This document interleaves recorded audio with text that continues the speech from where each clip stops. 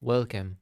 We are glad you are here because you are about to discover why building lasting habits has probably felt so difficult until now. Here's the truth, it is not your fault. Most habit advice focuses on willpower, motivation, and discipline.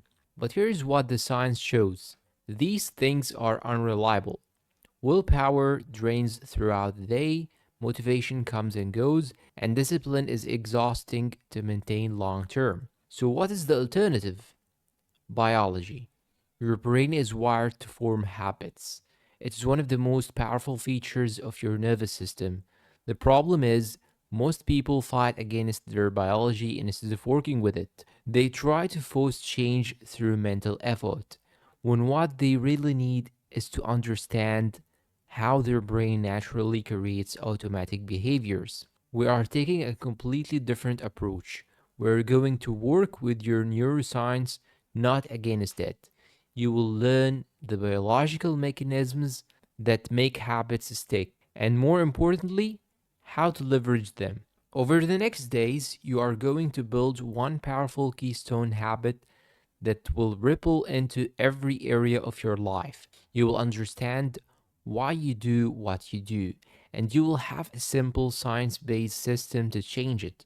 No more relying on motivation, no more beating yourself up when you slip, just a clear biological roadmap to lasting change. In the next lesson, we are diving into the habit loop, the fundamental pattern that controls every habit you have, good or bad.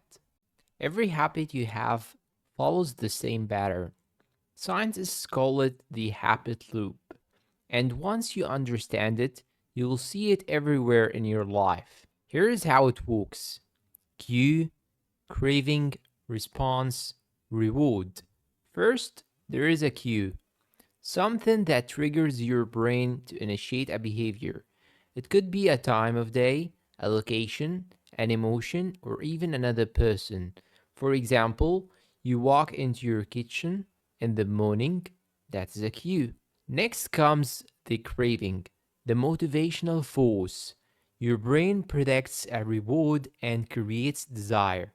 Using our example, you crave the energy and alertness that coffee provides.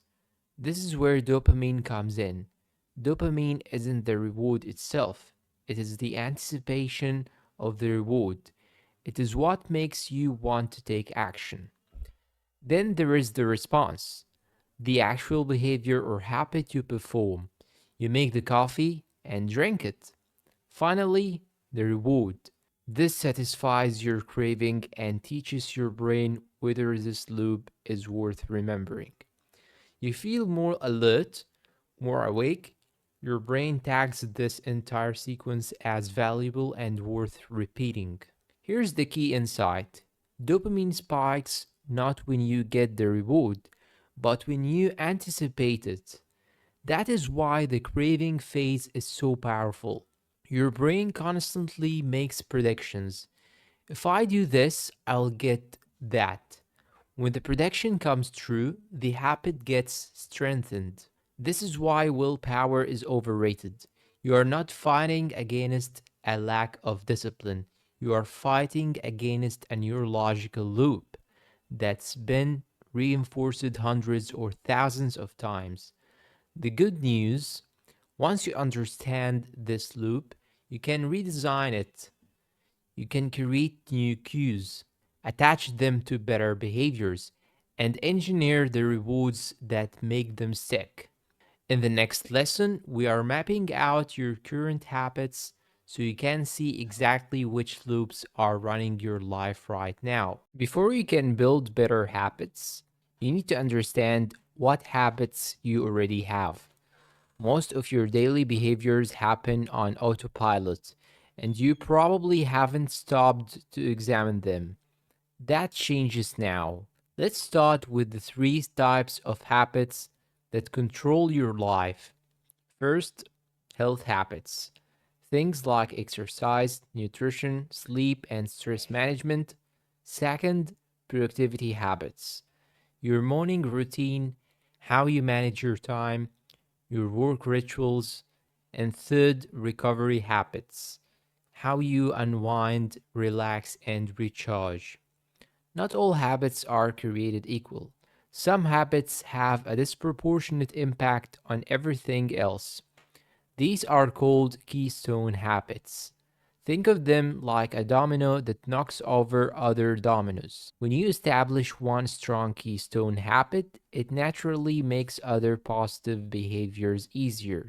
When you establish one strong keystone habit, it naturally makes other positive behaviors easier.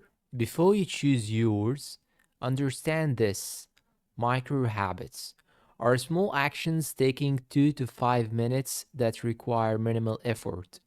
Macro habits are longer, more complex routines.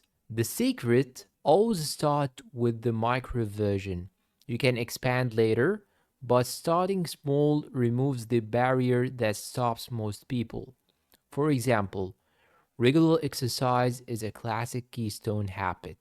People who exercise constantly tend to eat better, sleep better, be more productive, and have lower stress levels. Not because they are simultaneously working on all those things, but because exercise creates a positive cascade effect. So here's your task. What's one habit that, if you built it consistently, would make everything else easier?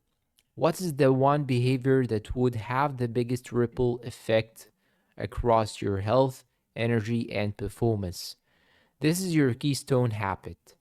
This is what we are focusing on for the next 21 days. Do not try to change everything at once. That is the mistake most people make. Write it down now. Make it specific and start with micro version. Not exercise for 21 minutes, but do 5 minutes of movement every morning. Not meditate for 20 minutes, but take 3 conscious breaths after waking up. You will naturally expand once the micro version becomes automatic. In the next section, we are learning the exact 4-step system to install this habit into your life permanently.